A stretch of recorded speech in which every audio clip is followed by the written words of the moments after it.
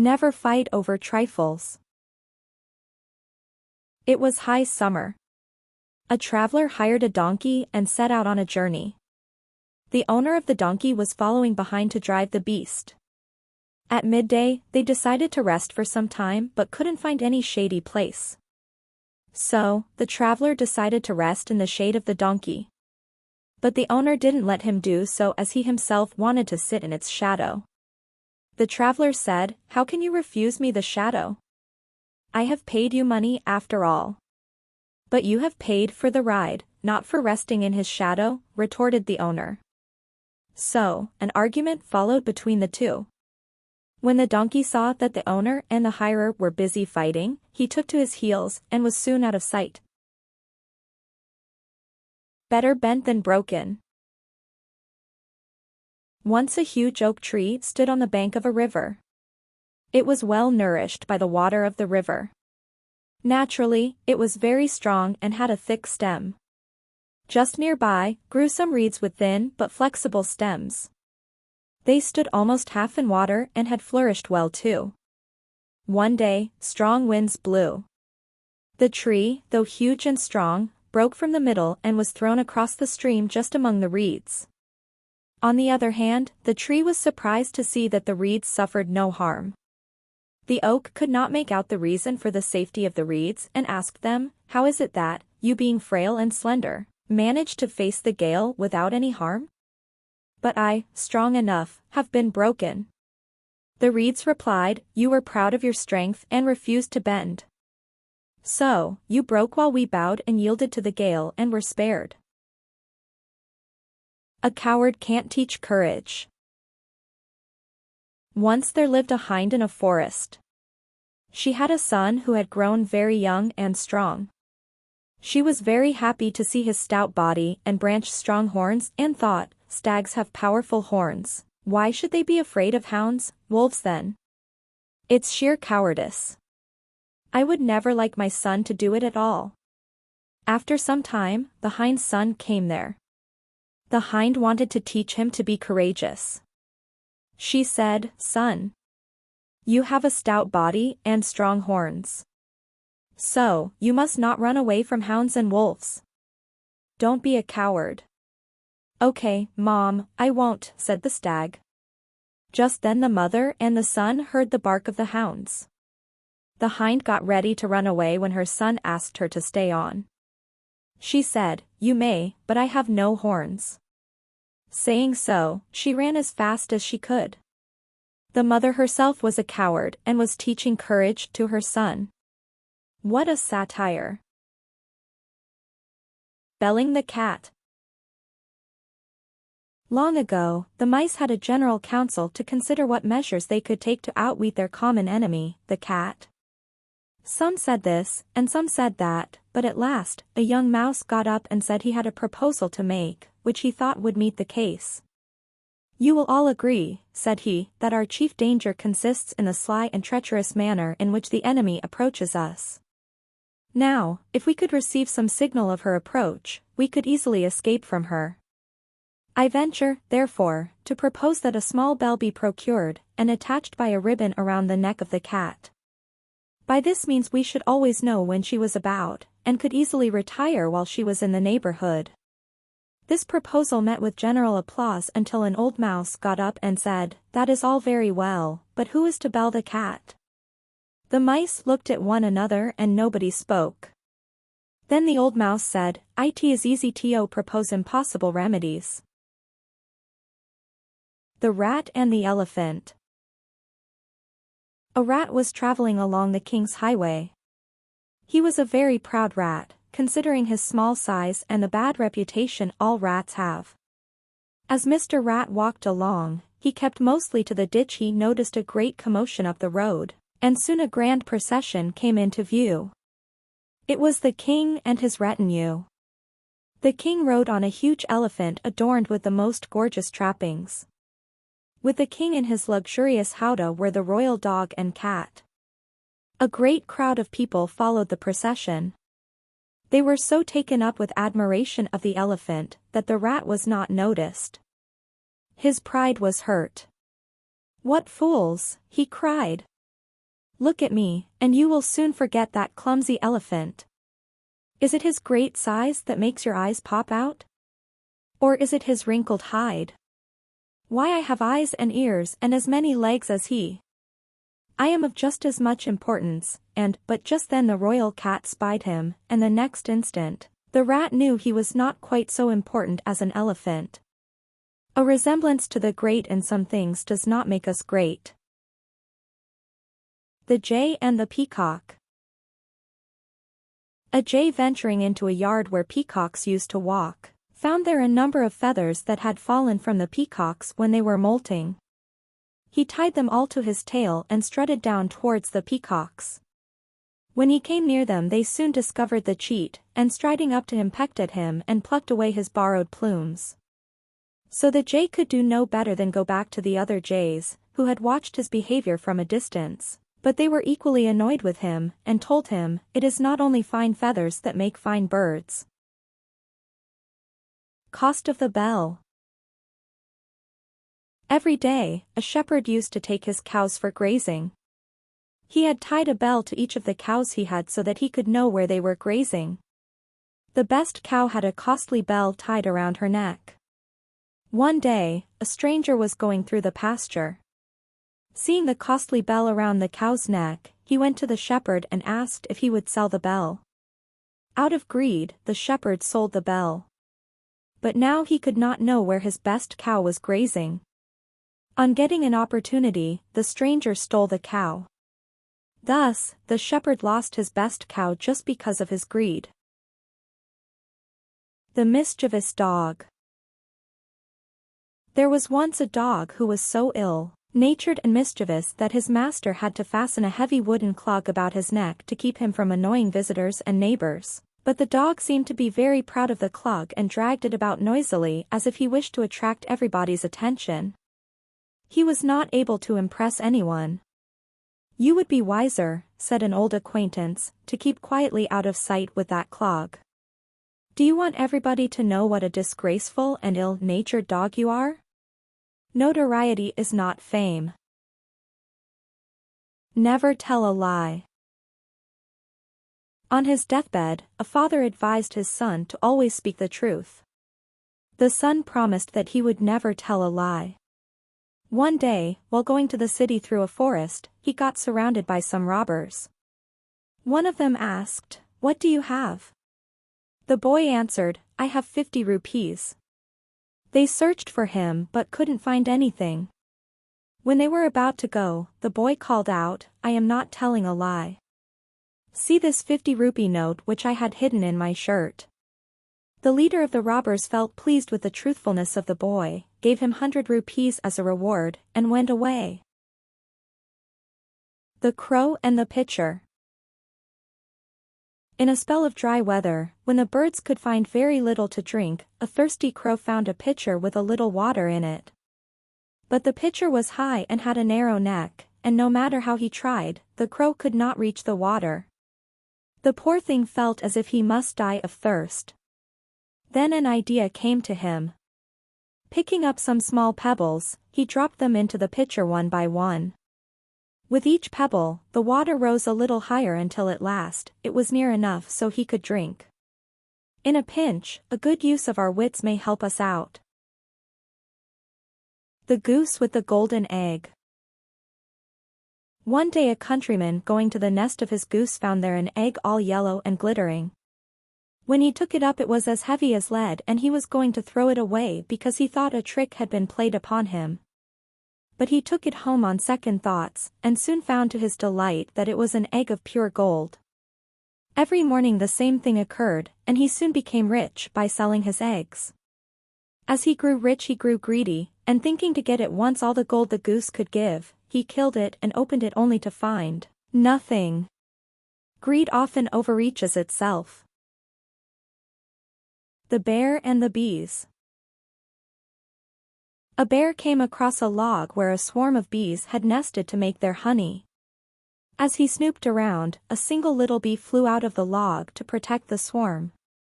Knowing that the bear would eat all the honey, the little bee stung him sharply on the nose and flew back into the log. This flew the bear into an angry rage. He swatted at the log with his big claws, determined to destroy the nest of bees inside. This only alerted the bees, and quick as a wink, the entire swarm of bees flew out of the log and began to sting the bear from head to heel. The bear saved himself by running to and diving into the nearest pond. It is better to bear a single injury in silence than to bring about 1,000 by reacting in anger. Friendship is a strong weapon. It was hot summer. A lion went to a pool to drink water. Just then a pig also came there to quench his thirst. Both of them wanted to drink first. They looked at each other with bloodshot eyes and attacked each other with so much anger that soon they started bleeding. Feeling tired, both stopped for a while to be fresh. Suddenly, they heard the screams of vultures. They saw that a large number of vultures were looking at them with longing eyes. In no time, both the beasts understood that the vultures were waiting for one of them to be killed by the other so that they might feed on his dead body, so both of them became friends, quenched their thirst, and went away. Thus, their friendship saved their lives.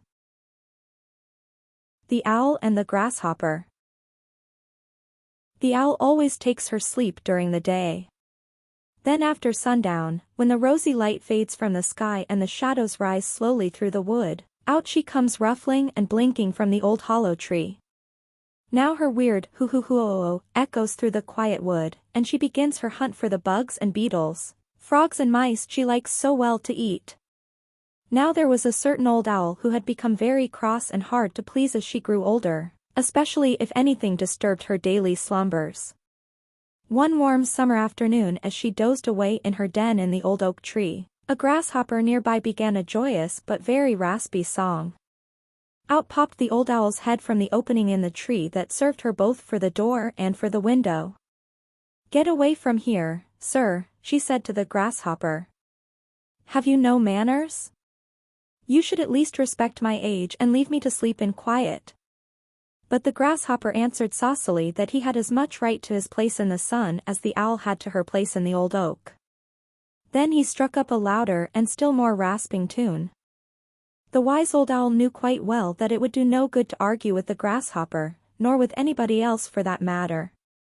Besides, her eyes were not sharp enough by day to permit her to punish the grasshopper as he deserved. So she laid aside all hard words and spoke very kindly to him.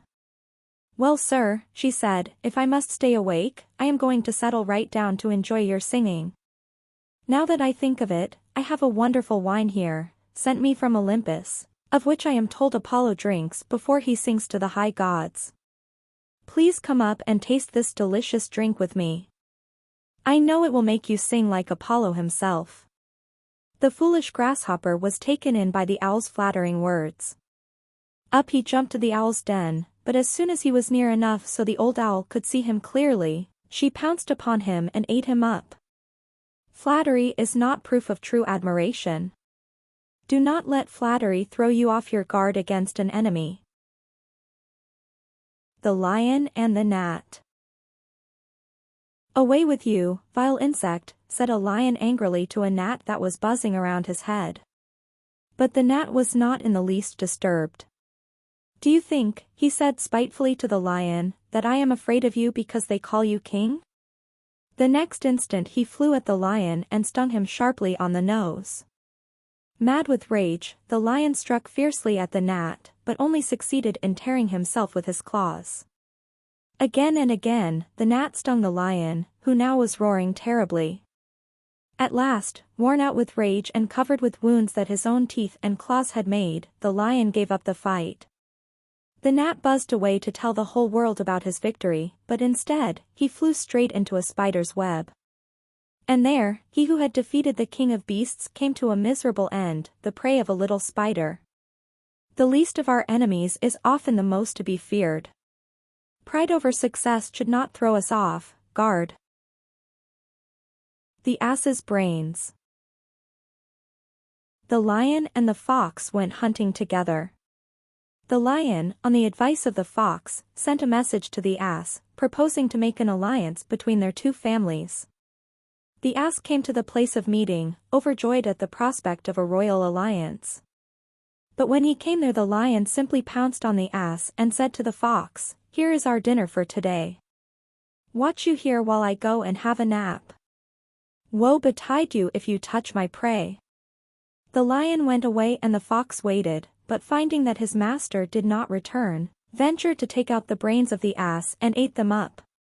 When the lion came back, he soon noticed the absence of the brains, and asked the fox in a terrible voice, "What have you done with the brains?" "Brains, your majesty." "It had none, or it would never have fallen into your trap." The Mercury and the Woodman. The woodman was in despair. The axe was all he possessed with which to make a living, and he had not money enough to buy a new one. As he stood wringing his hands and weeping, the god Mercury suddenly appeared and asked what the trouble was. The woodman told what had happened, and straightway the kind Mercury dived into the pool. When he came up again, he held a wonderful golden axe. "Is this your axe?" Mercury asked the woodman. "No," answered the honest woodman, "that is not my axe."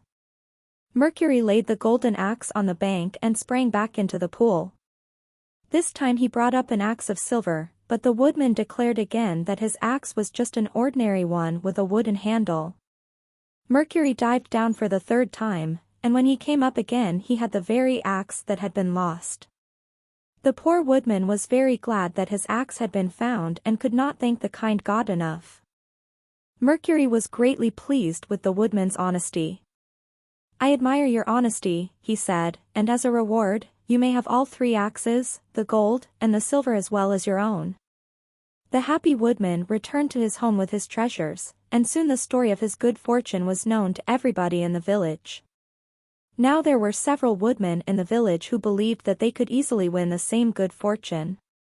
They hurried out into the woods, one here, one there, and hiding their axes in the bushes, pretended they had lost them. Then they wept and wailed and called on Mercury to help them. And indeed, Mercury did appear, first to this one, then to that. To each one he showed an axe of gold, and each one eagerly claimed it to be the one he had lost. But Mercury did not give them the golden axe. Oh no! Instead, he gave them each a hard whack over the head with it and sent them home. And when they returned the next day to look for their own axes, they were nowhere to be found. The Fox Without a Tail. It happened that a fox caught its tail in a trap, and in struggling to release himself lost all of it but the stump. At first, he was ashamed to show himself among his fellow foxes. But at last, he determined to put a bolder face upon his misfortune and summoned all the foxes to a general meeting to consider a proposal that he had to place before them. When they had assembled together, the fox proposed that they should all do away with their tails. He pointed out how inconvenient a tail was when they were pursued by their enemies, the dogs, how much it was in the way when they desired to sit down and hold a friendly conversation with one another. He failed to see any advantage in carrying about such a useless encumbrance. "That is all very well," said one of the older foxes, "but I do not think you would have recommended us to dispense with our chief ornament if you had not happened to lose it." The Ant and the Grasshopper. One bright day in late autumn, a family of ants was bustling about in the warm sunshine, drying out the grain they had stored up during the summer, when a starving grasshopper, his fiddle under his arm, came up and humbly begged for a bite to eat. "What?" cried the ants in surprise, "haven't you stored anything away for the winter? What in the world were you doing all last summer?" "I didn't have time to store up any food," whined the grasshopper. "I was so busy making music that before I knew it the summer was gone." The ants shrugged their shoulders in disgust. "Making music, were you?" they cried. "Very well, now dance." And they turned their backs on the grasshopper and went on with their work. Greed a Curse. Once upon a time, there lived a cloth merchant in a village with his wife and 2 children. They were indeed quite well off. They had a beautiful hen that laid an egg every day. It was not an ordinary egg, but rather, a golden egg. But the man was not satisfied with what he used to get daily. He was a get-rich-twice kind of a person. The man wanted to get all the golden eggs from his hen in one single go. So, one day he thought hard and at last clicked upon a plan. He decided to kill the hen and get all the eggs together. So, the next day when the hen laid a golden egg, the man caught hold of it, took a sharp knife, chopped off its neck, and cut its body open. There was nothing but blood all around and no trace of any egg at all. He was highly grieved because now he would not get even one single egg. His life was going on smoothly with one egg a day, but now, he himself made his life miserable. The outcome of his greed was that he started becoming poorer and poorer day by day and ultimately became a pauper. How jinxed and how much foolish he was. So, the moral of the story is, one who desires more, loses all. One should remain satisfied with what one gets.